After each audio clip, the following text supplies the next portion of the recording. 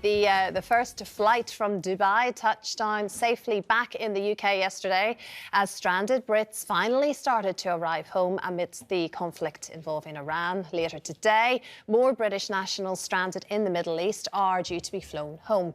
The headline in one paper today reads, "Dubai expats were always deluded about where they had to move to," and there have even been suggestions, including from Sir Ed Davey, that we shouldn't be paying to protect them or indeed bring them back here. So, Janet, how do we feel about this? I mean, well, there's a lot of influencers out there, we know that, and they're online, and there's wonderful new life in Dubai. Not all the people that live in Dubai are influencers. Not all the Brits are out there. A lot of them are, but there are people that work in wealth management and all sorts in construction, across a whole range of jobs. But there are over 250,000 Brits who are expats living in Dubai.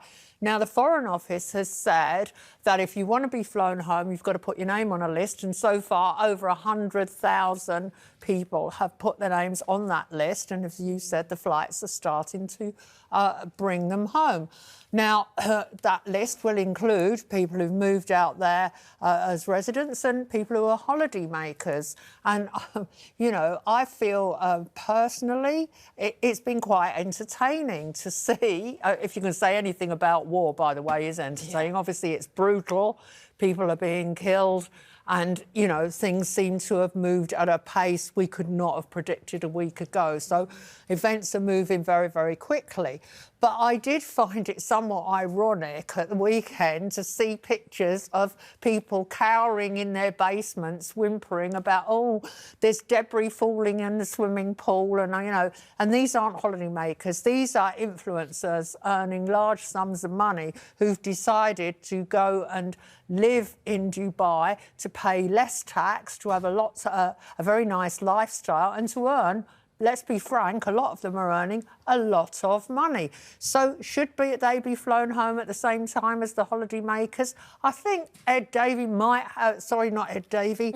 Ed Davey might have a point.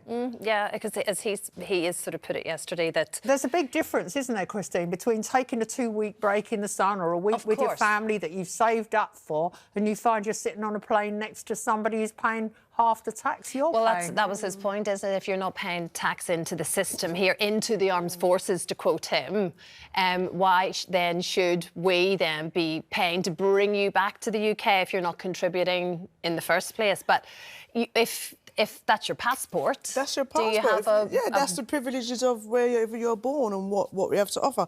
My concern with this is when you start to bring in, you know, certain boundaries like this, then when will it ever stop? Because I think about, you know, something else could happen in 5 years and then they'll be like, oh, the expats that's gone back to Spain or the West Indies, they can't come back unless, you know, they contribute something or because they haven't paid tax. And I think it's just one of those floodgates to open up other issues. And I think if you've got your passport, if you're British and you're, you know, whether you're born here or you came here and then you got your British status, then that is something you should be able to have and use throughout. I mean, I'm not being funny. If we're breaking it down to taxes, I'm sure there's many people in high esteems that are not paying the tax that they should be, and they still would be entitled to everything and anything that is deemed to be British. Yeah. So why now, in a state of, like, emergency, and when people are fearful, are we going to mention things about, well, you haven't been here for so long, when there's people who live here who are probably not contributing as much as they did before they left? No, every situation is different. I agree, it's a case by case almost, but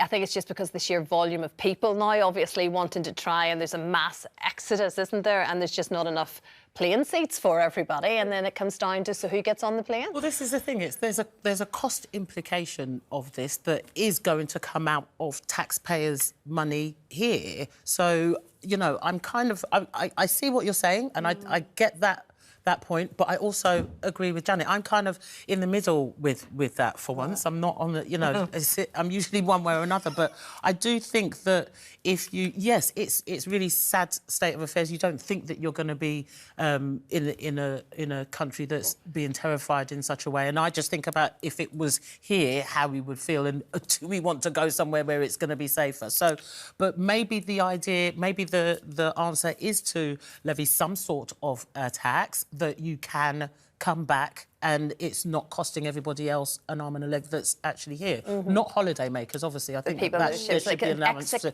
get them back. They've already been taxed. Depending on how long maybe you've been out of the country and so on. Yeah, and you sort of do it maybe, you know, if you've been there for like 10 years, that's your home. You know, I don't know how long it takes me, like a couple of years to make somewhere. I mean, the minute you take up residency in another country, take Spain for example.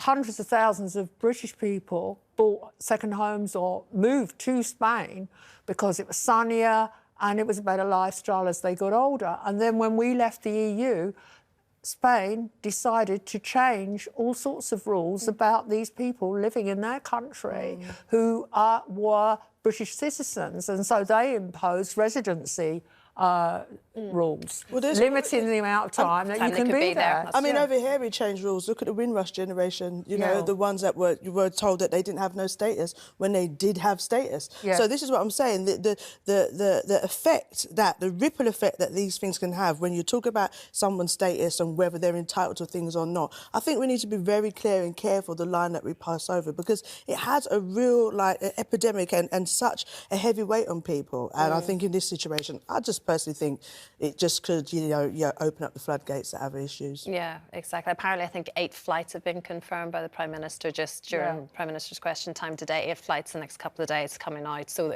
it's starting to trickle back. But it seems slow to me. It seems 8 flights doesn't seem as like... slow as that boat we're sending to Cyprus. I mean, why did we send that 2 days ago? It seems incredibly slow. It does, but Mike, I tell you what, if you're somewhere and there's missiles flying off, you small children, whether you're on a holiday, whether you live there, whatever it is, it's like you want out, don't you? It's scary, scary times.